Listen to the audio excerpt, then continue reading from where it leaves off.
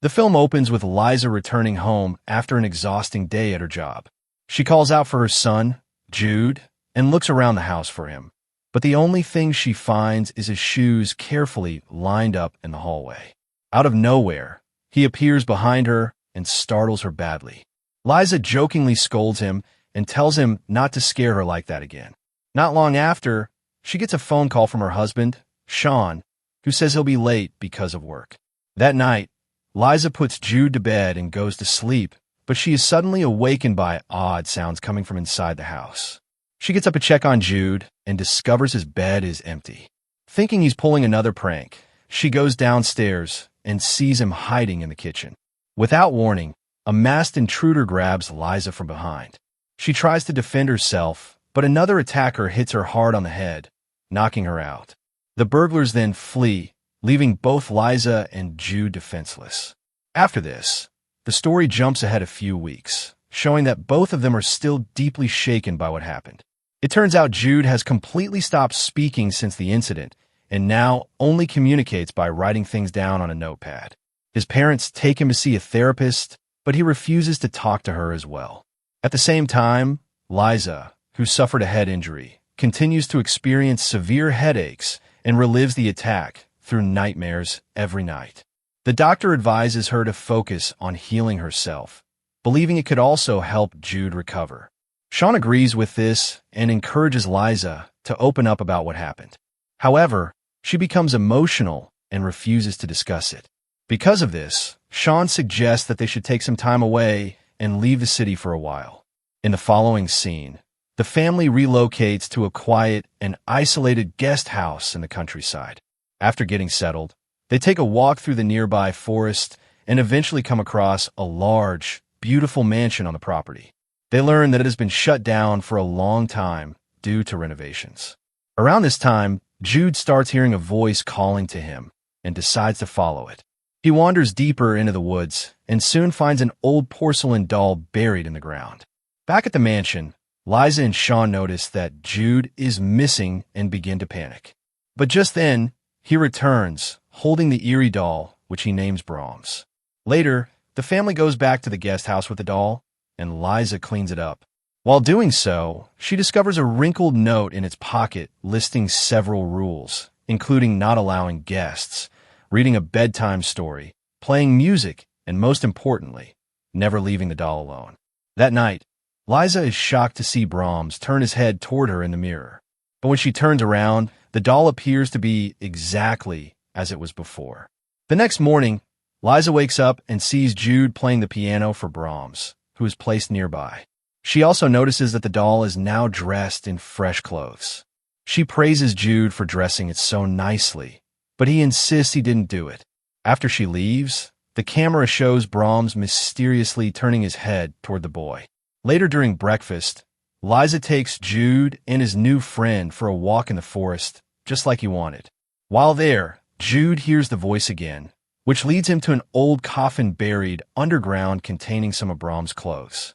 As Liza reaches him, they are suddenly startled by a large dog named Oz barking at them.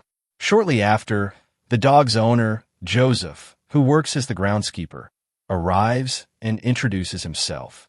He appears uneasy when he sees Jude holding BRAHMS, and even Oz keeps growling at the doll for some reason. That evening, Liza speaks with Sean and mentions how much attention Jude is giving to the doll.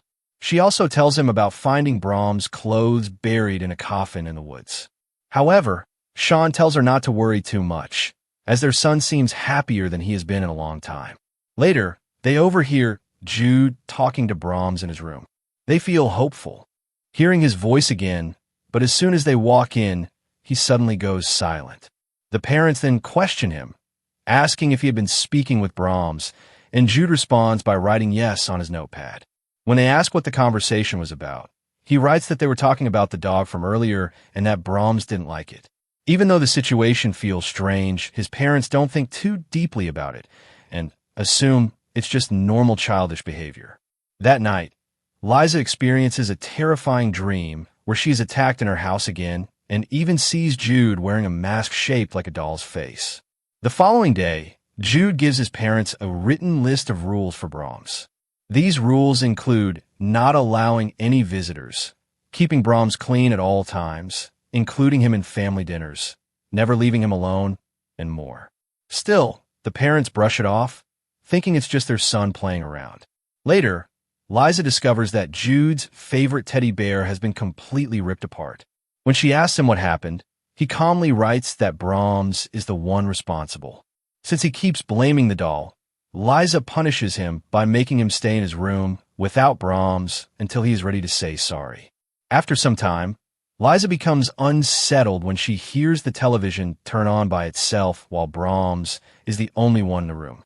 Even then, she assumes Jude is playing tricks on her, but he insists through writing that he never left his room. A little later, she goes back into the kitchen and notices that BRAHMS is no longer where he was before. Suddenly, she hears Jude running upstairs and quickly follows him. When she reaches his door and finds it locked from the inside, she angrily scolds him. But then, she turns around and sees Jude standing right behind her, holding a glass of water. Her fear grows when she checks the door again and finds it unlocked, with BRAHMS sitting inside the room. Still, she begins to doubt herself, unsure whether what she witnessed was real or just something her mind created.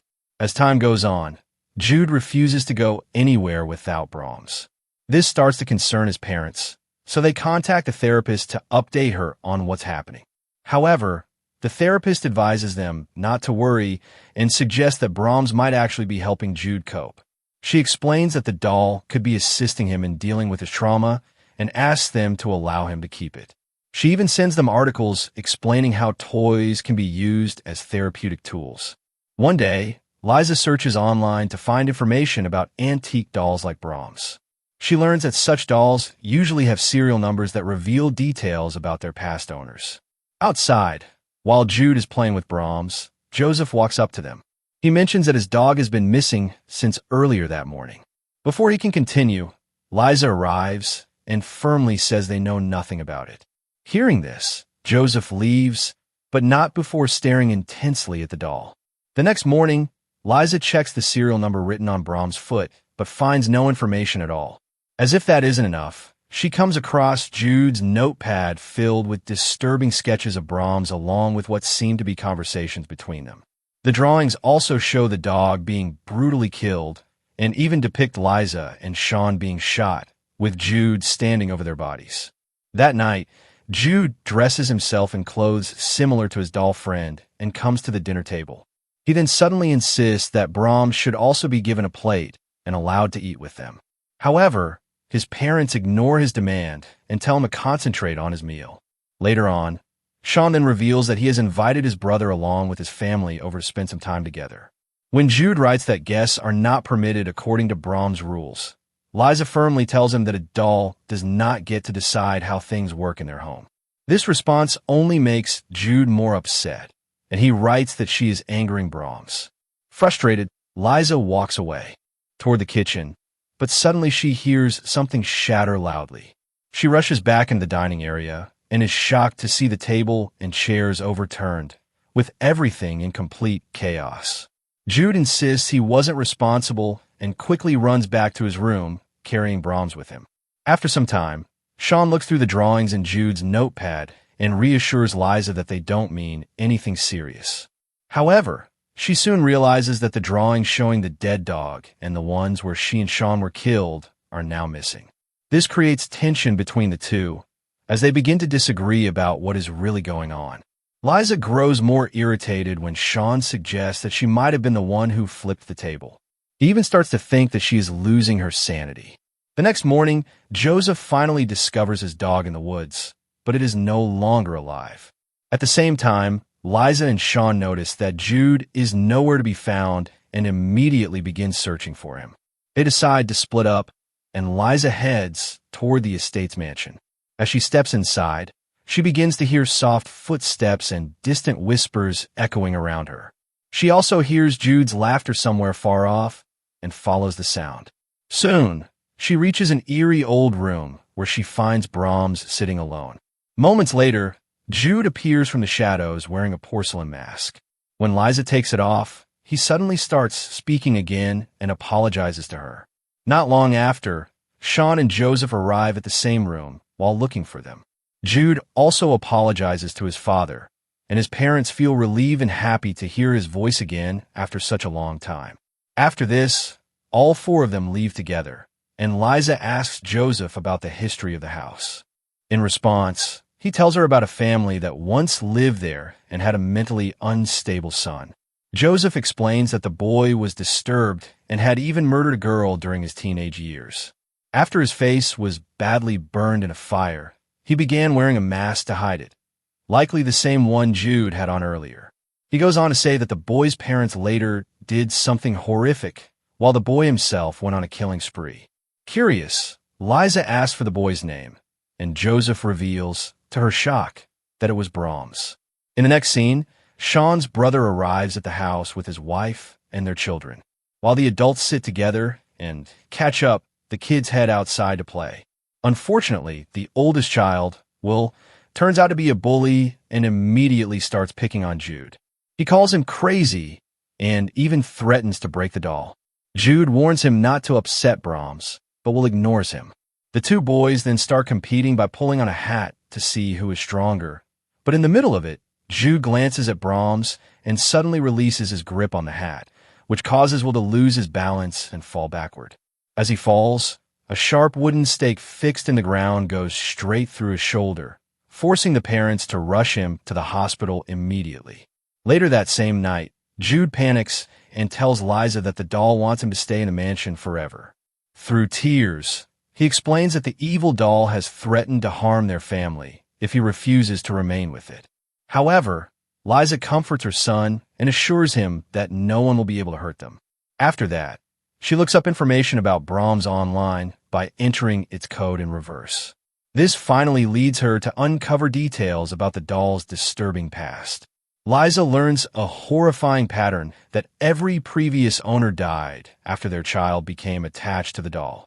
Those children later committed terrible murders and claimed that BRAHMS had forced them to do it. Meanwhile, at the hospital, Sean speaks with someone who knows the area well and learns more about the mansion's background.